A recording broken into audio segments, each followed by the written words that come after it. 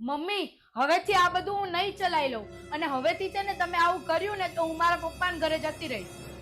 આવું ને આવું એટલે કીશું તું કહેવા શું માંગે છે?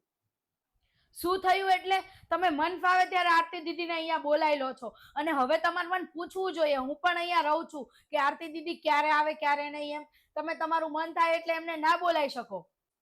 કીશું આરતીને બોલાવવા માટે મને તને પૂછવાની જરૂર નથી અને મેં એને ફોન કરીને નથી બોલાવી. એ એના અનુકૂળતા પ્રમાણે આવી છે. જ્યારે જમાઈને રજા હોય ત્યારે આવે. એને એના મા બાપનું ઘર છે તો મળવા આવે તો ખરી જ ને. મમ્મી, તમારે મને પૂછ્યા વગર દીદીને આ ઘરમાં બોલાવવા હોય તો મારે આ ઘરમાં રહેવું નથી. કીશું તારા પપ્પાના ઘરે જવું હોય તો પેલા ફોન કરીને જજે તારા પપ્પાને.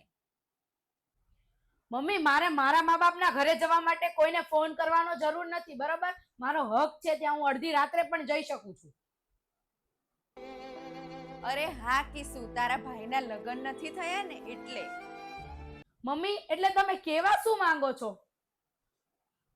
જેમ તને કીશું તારી નણંદ નથી ગમતી ને એમ એ ઘર માટે તારા ભાભી આવશે એટલે તું પણ પારકી થઈ જઈશ. પણ મમ્મી, મારા મા બાપ આવું થવા જ નહીં દે, કેમ કે મારા મા બાપનો જીવ મારામાં છે. તો બસ કીશું બેટા, હું એટલું જ કહેવા માંગુ છું કે મા બાપનો જીવ પોતાના સંતાનમાં જ હોય છે. અને આરતી દીદીને પણ પોતાના મા બાપ યાદ આવે તો આવે. જેમ તું તારા મમ્મી પપ્પાના ઘરે મળવા જાય છે એમ એ પણ આવે છે. સાચી વાત છે મમ્મી, મારી ભૂલ થઈ ગઈ. હું મારા મા બાપના ઘરે હકથી જઈ શકું છું તો આરતી દીદી પણ એ જ હકથી અહીંયા આવી શકે ને. મારી ભૂલ થઈ ગઈ. જો મારા ભાભી પણ આવું મારી સાથે કરે તો મને બહુ દુઃખ થાય.